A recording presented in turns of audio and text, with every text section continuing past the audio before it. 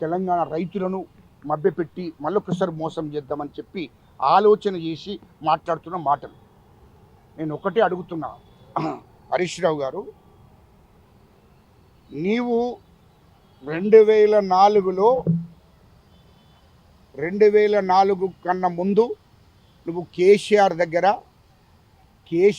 ఛాయలు అందించుకుంటూ ఆయన బట్టలు ఇస్త్రీ చేయించుకుంటూ ఆయన దగ్గర ఆయనకు సేవ చేసుకుంటూ ఉన్నటువంటి వ్యక్తివి. అంతకుముందు చిప్పర్లు కూడా నీకు లేవు, నువ్వు వార్డు మెంబరు కూడా కాదు. అటువంటిది ఆనాడు కేసీఆర్ కాంగ్రెస్ పార్టీతో పొత్తు పెట్టుకొని కాంగ్రెస్ ప్రభుత్వంలో భాగస్వామ్యమై నిన్ను వార్డు మెంబర్ కూడా కాకుండా నిన్ను మంత్రి చేసాడు కేసీఆర్. మా వైఎస్ రాజశేఖర రెడ్డి గారి పుణ్యాన, కాంగ్రెస్ పార్టీ పుణ్యాన నువ్వు మంత్రి అయ్యావు. అది మర్చిపోయి మాట్లాడకు హరీష్ రావు గారు. ఒకటి గుర్తుపెట్టుకో, ఎందుకంటే కేంద్రంలో కేసీఆర్ కేంద్ర కార్మిక శాఖ మంత్రిగా అయిన ఉండి నిన్ను రాష్ట్రంలో యూపీఏ గవర్నమెంట్లో, అది మా కాంగ్రెస్ ప్రభుత్వం, కేంద్ర ప్రభుత్వం కాంగ్రెసే ఉన్నది కాబట్టి ఆ కాంగ్రెస్ ప్రభుత్వంలో కార్మిక శాఖ మంత్రిగా కేసీఆర్ ఉన్నాడు, రాష్ట్ర మంత్రిగా నిన్ను చేశాడు. నువ్వు వార్డు మెంబర్ కూడా కాదు, అప్పటికి రాష్ట్ర మంత్రిగా నిన్ను చేసాడు. ఇది వాస్తవమే కదా. తర్వాత నువ్వు చరిత్ర అని పోతున్నావు. చరిత్ర గురించి మాట్లాడకు. నువ్వు చరిత్ర గురించి మాట్లాడితే బాగుంటుంది అది. ఎందుకంటే నీ చరిత్ర ఏందో అది మాకు తెలియంది కాదు, ప్రజలకు తెలియంది కాదు. 2004 కన్నా ముందు కేసీఆర్కు ఛాయలు, ఆయన బట్టలు ఇస్త్రీ చేయించుకుంటా, ఆయన సేవ చేసుకుంటా బతికినోడివి. ఇది క్లారిటీ. రెండవది, రేవంత్ రెడ్డి మా ముఖ్యమంత్రి గారు స్వయంగా ఎదిగిన వ్యక్తి. ఎందుకంటే ఆయన కాళ్ళ మీద ఆయన ఎదుక్కుంటూ వచ్చాడు. తెలంగాణ సెంటిమెంట్ని అడ్డు పెట్టుకొని, తెలంగాణ మీద పార్టీలు పెట్టుకొని ఆ రాజకీయంగా ఎదిగినోడు కాదు. మా రేవంత్ రెడ్డి గారు జడ్పీటీసీగా, ఇండిపెండెంట్గా జడ్పీటీసీగా, ఎమ్మెల్సీగా, ఎమ్మెల్యేగా, ఎంపీగా, కాంగ్రెస్ పార్టీ పిసిసి అధ్యక్షునిగా, రాష్ట్ర ముఖ్యమంత్రి అయ్యాడు. అంటే అంచెలంచెలుగా ఆయన సొంత నిర్ణయాలతోని, ఆయన సొంత ఆలోచనతోని ఎదిగినటువంటి వ్యక్తే మా ముఖ్యమంత్రి రేవంత్ రెడ్డి గారు.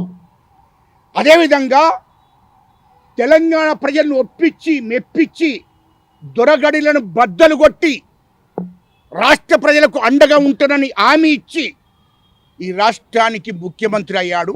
కాంగ్రెస్ పార్టీని అధికారంలోకి తీసుకొచ్చాడు మా ముఖ్యమంత్రి రేవంత్ రెడ్డి గారు. అది గుర్తుపెట్టుకోమని చెప్తున్నాను. అది మర్చిపోయి మాట్లాడద్దు. రెండవది, ఇది మా ముఖ్యమంత్రి గారు చరిత్రను సృష్టించిండు మా ముఖ్యమంత్రి రేవంత్ రెడ్డి గారు.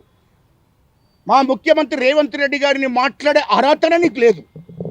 ఎందుకంటే నువ్వు మామను అడ్డం పెట్టుకున్నావు, మంత్రి అయ్యావు. తెలంగాణ సెంటిమెంట్ని అడ్డం పెట్టుకున్నారు, మంత్రి అయ్యావు. తెలంగాణ సెంటిమెంట్ని అడ్డం పెట్టుకుంటూ మీ కేసీఆర్ ముఖ్యమంత్రి అయ్యాడు. అది మీ చరిత్ర, అది గుర్తుపెట్టుకోవాలి. రెండవది, కాళేశ్వరం ప్రాజెక్టు గురించి మాట్లాడే అర్హత హరీష్ రావు నీకు లేదు. ఎందుకు లేదు అంటే, హరీష్ రావు స్టేట్గా నువ్వు ఒకటి నేను అడుగుతా చెప్పాలి, స్టేట్గా. ఎందుకంటే నీవు 2014లో గెలిచినాక మీ ముఖ్యమంత్రి కేసీఆర్ గారు నిన్ను మంత్రి చేసిన తర్వాత నువ్వు మిషన్ భగరత్లో 1000 కోట్లు మించావు. అది కేసీఆర్ ముఖ్యమంత్రిగా ఉండి కేసీఆర్కి విషయాలు తెలిసినాయి. అదేవిధంగా కాళేశ్వరం ప్రాజెక్టులో కూడా నువ్వు ఇన్వాల్వ్మెంట్ అయ్యావు. ఎందుకంటే కాళేశ్వరం ప్రాజెక్టులో ఏ కాంట్రాక్ట్లు అయితే కేసీఆర్కు 1000 కోట్లు కమిషన్లు ఇచ్చారో అదే కాంట్రాక్ట్లను నువ్వు బెదిరించి నువ్వు 1000 కోట్లు వసూలు చేశావు. అది కేసీఆర్ దృష్టికి అయింది. పోగానే రెండో ఎలక్షన్ అంటే 2018 ఎలక్షన్లు జరిగిన 2018లో కూడా ఇంకోటి, ఈ మిషన్ భగీరథలో సంపాదించిన 1000 కోట్లు, కాళేశ్వరంలో సంపాదించిన 1000 కోట్లు నువ్వు ఏం చేశావు? 2018లో కేసీఆర్కు తెలవకుండానే టీఆర్ఎస్ వాళ్ళకు, అంటే బీఆర్ఎస్ వాళ్ళకు, ఎమ్మెల్యేలకు 50 మందికి పైసలు ఇచ్చావు. ఇది వాస్తవం కాదా? ఇది కేసీఆర్కు తెలిసింది. ఎందుకంటే మిషన్ భగీరథలో కాంట్రాక్టులను బెదిరించి 1000 కోట్లు తీసుకున్నావు, కాళేశ్వరం ప్రాజెక్టులో కాంట్రాక్టులను బెదిరించి 1000 కోట్లు తీసుకున్నావు. కేసీఆర్కి ఇచ్చిన వాళ్ళు నీకు ఇచ్చారు కాబట్టి అదే కాంట్రాక్టు కేసీఆర్కి చెప్పారు. అది గుర్తుపెట్టుకో. రెండవది, నీవు 2018 ఎలక్షన్లలో 50 మంది ఎమ్మెల్యేలకు పైసలు ఇచ్చావు. అంటే కేసీఆర్ను వెన్నుపోటు పొడుద్దామని ప్లాన్ చేశావు. అప్పటికే అమిత్ షా గారితో టచ్లు ఉన్నావు. బీజేపీ కేంద్ర హోంశాఖ మంత్రి అమిత్ షా గారితో టచ్లు ఉన్నావు. మోడీ గారితో టచ్లు ఉన్నావు. బీజేపీకి పోతారని ప్లాన్ చేసుకొని ఒక 50 మంది ఎమ్మెల్యేలకు నువ్వు పైసలు ఇచ్చింది వాస్తవం కాదా? అంటే అప్పుడు కుదరలేదు నీకు. ఆ తర్వాత 2018 ఎలక్షన్లు అయిపోయాక మళ్ళీ రెండోసారి గవర్నమెంట్ వచ్చినాక కేసీఆర్ ముఖ్యమంత్రి అయినాక నీకు మంత్రి పదవి సంవత్సరం పాటు ఎందుకు చేయలేదు? కేసీఆర్ నిన్ను సంవత్సరం పాటు ఎందుకు నీకు మంత్రి పదవి ఇవ్వలేదు చెప్పు నాకు. అంటే ఏంది? నువ్వు కాళేశ్వరం ప్రాజెక్టులో 1000 కోట్లు వసూలు చేసినవనే విషయం తెలిసి నేను సంవత్సరం పాటు మంత్రి పదవి ఇవ్వలేదు. నీ దగ్గరికి రాజకీయ నాయకులు కలిసిటోళ్ళు అత్తే కూడా వాళ్ళ తోకలు కడిగేసింది కేసీఆర్. బీఆర్ఎస్ వాళ్ళ బతుకులు నాశనమైన నువ్వు ఏబట్టి. ఇది నేను చెప్పడం కాదు, కవిత కూడా చెప్తుంది. నీ మరదలే కవిత కూడా 1000 కోట్లు దోసుకున్నాడు హరిశ్రవణటోడు, మా కేసీఆర్ను ఎన్నడో ఒకనాడు మోసం చేస్తాడు అని కవితనే చెప్పింది. నేను కొత్తగా చెప్పేది ఏం లేదు. కవిత ఎవరు? కేసీఆర్ సొంత బిడ్డ. ఇది గుర్తుపెట్టుకో. ఎందుకంటే కేసీఆరే నిన్ను నమ్మలే. 2018 నుంచి 2019 దాకా నీకు మంత్రి పదవి ఇయ్యలే. మంత్రి పదవి వేయకుండా దూరం పెడితే మొత్తం మంది మీ కుటుంబ సభ్యులందరూ పోయి కేసీఆర్ కాళ్ళు మొక్కితే గప్పుడు మళ్ళీ మాట్లాడి మళ్ళీ నిన్ను మంత్రి పదవికి తీసుకున్నాడు. సంవత్సరం పాటు నిన్ను దూరం ఉంచిండు. నీ సొంత మామనే కేసీఆరే నిన్ను నమ్మలేదు. మరి మా ముఖ్యమంత్రి గారు రేవంత్ రెడ్డి గారు ఎట్లా నమ్ముతాడా? నేను హరీష్ రావు ఎట్లా నమ్ముతాడు చెప్పు? నేను ఎందుకు నువ్వు సంవత్సరం పాటు నేను దూరం పెట్టింది వాస్తవమే కదా. నేను దూరం ఎందుకు పెట్టిండో గది చెప్పు, మీడియాకు ప్రజలకు చెప్పు. నేను సంవత్సరం పాటు మంత్రి పదవి ఇవ్వకుండా నేను దూరం ఎందుకు పెట్టిండో చెప్పు. అంటే ఏంది? కాళేశ్వరం ప్రాజెక్టులో 1000 కోట్లు వసూలు చేశావు, మిషన్ ప్రగతిలో 1000 కోట్లు సంపాదించావు అనే దృష్టిలో పెట్టుకునే కేసీఆర్ నిన్ను సంవత్సరం పాటు మంత్రి పదవి ఇవ్వకుండా దూరం పెట్టిండు. అంటే నీ సొంత మామనే కేసీఆర్ ముఖ్యమంత్రి ఉన్నప్పుడే నేను నమ్మలేదు. ఇప్పుడు మా ముఖ్యమంత్రి గారు నిన్ను ఎట్లా నమ్ముతాడా? 3 నెలలు ఇవ్వాలి, మాకు 3 నెలలు ఇవ్వాలి ఎందుకు నమ్ముతాడు? అదేవిధంగా మీ బామర్ది కేటీఆర్ ఏమో మా నాన్నకు 10 రోజులు ఇవ్వండి, అవకాశం 10 రోజులు ఇవ్వండి అంటే ఎట్లా నమ్ముతా? అసలు మీరు ఒకరి మాట ఒకరు గలుతుందావే? బామర్ది కేటీఆర్ ఓ మాట మాట్లాడుతున్నాడు, నువ్వో మాట మాట్లాడుతున్నావు. మరి కేసీఆర్ బయటికి ఎత్తలేడు. అది గుర్తుపెట్టుకో, ఇంకోసారి మాట్లాడకు. ఎందుకంటే నిన్ను నమ్మేది లేదు. నువ్వే దోచిన డబ్బంత 25,000 కోట్లు తీసుకుపోయి సింగపూర్లో పెట్టావు, పెద్ద కంపెనీ పెట్టావు. 25,000 కోట్లతోని కంపెనీ పెట్టిన విషయం ఇది కేసీఆర్ కూడా తెలుసు. 25,000 కోట్లతోని నువ్వు సింగపూర్లో కంపెనీ పెట్టి నడిపిస్తున్నావు. ఇప్పటికీ 6 నెలలకు ఒకసారి పోయేస్తావు. నువ్వు ఇంత అవినీతి పరునివి. నీకు ఫామ్ హౌస్ 2014 కన్నా ముందు నీకు ఇల్లు ఉన్నదా? 2004 కన్నా ముందు నీ బతికేంది? ఇల్లున్నదా? జాగుందా? ఇప్పుడు ఫామ్ హౌస్, ఇండ్లు, హైదరాబాద్ చుట్టూ 1000 ఎకరాల భూములు నీ బీనాం పేర్ల మీద. ఇవన్నీ ఎక్కడి నుండి వచ్చినాయి? మొదటిది ప్రజలకు ఎప్పుడు, రైతులకు చెప్పు, అప్పుడు మమ్మల్ని అడుగు. మా ముఖ్యమంత్రి గారిని ప్రశ్నించే హక్కు నీకుందా, అర్హత నీకుందా అని అంటున్నా. మాట్లాడే ముందు జాగ్రత్తగా మాట్లాడు. నేను ఒక్కటే అడుగుతున్నా, నీకు 2018 నుంచి 2019 దాకా నేను ఎందుకు మంత్రి పదవి వేయకుండా దూరం పెట్టిండో అది ప్రజలకు చెప్పి రైతులకు చెప్పినాక మాట్లాడు. రెండోది, సింగపూర్లో నువ్వు పెట్టిన 25,000 కోట్ల పెట్టుబడి ఎక్కడి నుండి వచ్చిందో చెప్పు. హైదరాబాద్ చుట్టూ 8,000 ఎకరాల భూమి ఉన్నది నీకు, అది ఎక్కడి నుండి వచ్చిందో తెలంగాణ ప్రజలకు రైతులకు చెప్పినాక అప్పుడు నీతులు మాట్లాడు. రెండవది, మాజీ ముఖ్యమంత్రి కేసీఆర్ గారిని మా ముఖ్యమంత్రి గారు ఆహ్వానిస్తున్నాడు. కాళేశ్వరం ప్రాజెక్టులో అవినీతి జరిగింది వాస్తవము, కాళేశ్వరం ప్రాజెక్టు కూలిపోయింది కూడా వాస్తవమే. అది మేము మా ముఖ్యమంత్రి గారు మా ప్రభుత్వం చెప్పేది కాదు, కేంద్ర జలవనరుల శాఖ అధికారులు చెప్పిన మాట, అదేవిధంగా నిపుణులు చెప్పిన మాట, అదేవిధంగా రాష్ట్ర నీటిపారుదల శాఖ అధికారులు, చీఫ్ ఇంజనీర్లు చెప్పిన మాటలు. ఇది వాస్తవమే, కూలిపోయింది. వాళ్ళు ఇచ్చిన రిపోర్టే కదా. అదేవిధంగా ఇంకో విషయం కూడా చెప్తున్నాం. ఇప్పుడు ఈయలో ఏమంటుడు కేటీఆర్, హరీష్ రావు ఏమంటుడు, మొత్తం దాన్ని మేడిగడ్డ ఆ ప్రాజెక్ట్ నింపొచ్చు కదా, కండపల్లి బ్యారేజ్ నింపొచ్చు కదా. అవి నింపితే కాళేశ్వరం ప్రాజెక్టు నింపినా, ఒకవేళ మన కన్నపల్లి బ్యారేజీ నింపినా ఇవాళ అన్నారము అది సుందిల్లా మొత్తం కొట్టుకపోతాయి. 45 గ్రామాలు కూడా కొట్టుకపోతాయి. భద్రాచలం దేవాలయం కూడా మునిగిపోతుంది అనే విషయం ఎవరు చెప్పారు? కేంద్ర జలవనరుల శాఖ అధికారులు చెప్పారు. రాష్ట్రంలో ఉన్న నీటిపారుదల శాఖ అధికారులు చెప్పారు, ఇంజనీర్లు చెప్పారు, నిపుణులు చెప్పారు. వాళ్ళ మాట విన్నాకనే ప్రభుత్వం ఒక నిర్ణయం తీసుకున్నది. నిర్ణయం తీసుకొని ఈ వర్షాకాలం తర్వాత ఎట్లా కాళేశ్వరం ప్రాజెక్టును ఏ విధంగా మళ్ళీ పునర్నిర్మాణం చేయాలని ఆలోచన ఎత్తుంది మా ముఖ్యమంత్రి గారు, రాష్ట్ర ప్రభుత్వము. అది కూడా కేంద్రంలో ఉన్న జలవనరుల శాఖ అధికారుల అభిప్రాయాలు, నిపుణులది, రాష్ట్రంలో నీటిపారుదల శాఖ అధికారులను, ఇంజనీర్లను అందరి అభిప్రాయాలు తీసుకున్న తర్వాతనే ఒక కమిటీ వేసి దాని ద్వారా రిపోర్ట్ తీసుకున్నాక అప్పుడు దాన్ని మళ్ళీ పునర్నిర్మాణం చేయాలని ఆలోచన చేస్తుంది.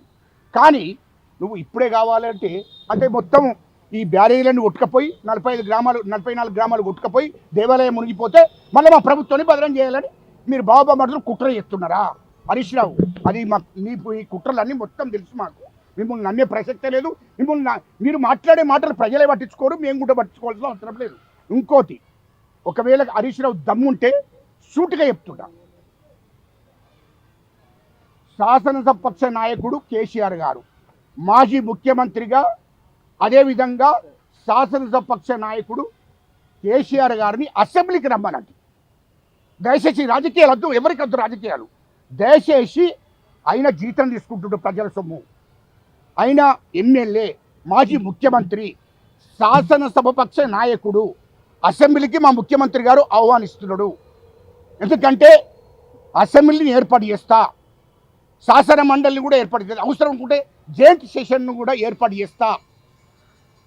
ఏర్పాటు చేసినాక కేసీఆర్ గారిని ఆయన గౌరవం ఆయనకిచ్చి ఆయనను అసెంబ్లీ దేవాలయం, 4 కోట్ల ప్రజలకు దేవాలయం, అసెంబ్లీలో చర్చ పెడదాం అని మా ముఖ్యమంత్రి గారు చెప్పాడు.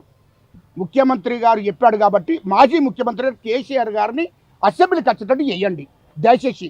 మేము కూడా నేను ఒక తెలంగాణ ఉద్యమకారునిగా దండం పెడుతున్నాము.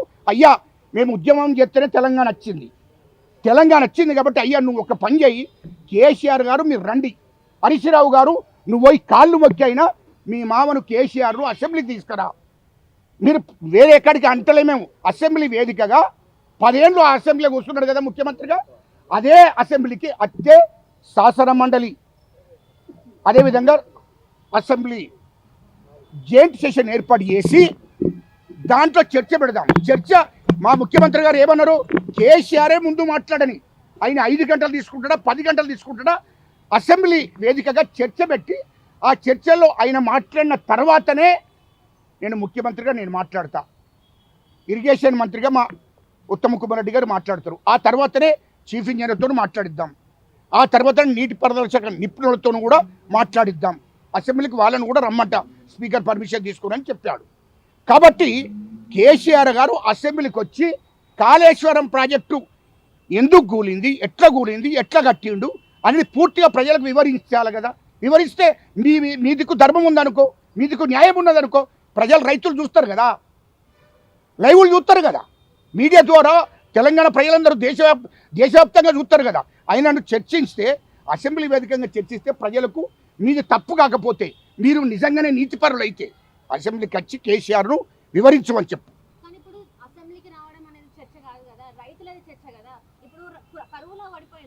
ఈ పాటికి 60% వర్షపాతం ఉండాలి, 40% కూడా వర్షపాతం లేదు. మరి ఇప్పుడు మీరు రైతులకి ఏం సమాధానం చెప్తారు? అది కదా ఇప్పుడు కావాల్సింది, రైతులకు నీళ్లు కావాలి కదా, దీని గురించి మాట్లాడాలి. కానీ హరీష్ రావుని అసెంబ్లీకి రావాలి, కేసీఆర్ని అసెంబ్లీకి, అది కాదు కదా ఇప్పుడు మీరు చెప్పాల్సిన ఆన్సర్.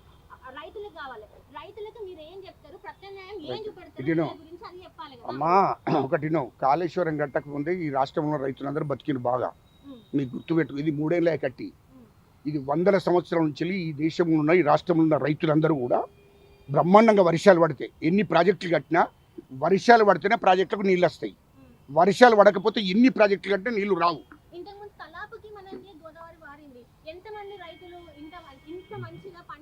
ఇంత మంచిగా కాదు.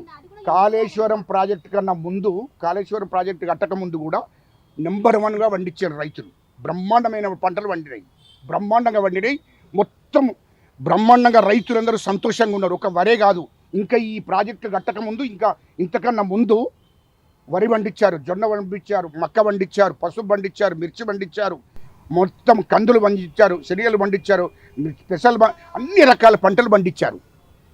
ఇప్పుడు ఆ పంటలన్నీ వేస్తలేరు, ఓన్లీ వరిని నమ్ముకున్నారు రైతులు. ఆ వరిని ఒక్కటి మాత్రమే వేస్తున్నారు.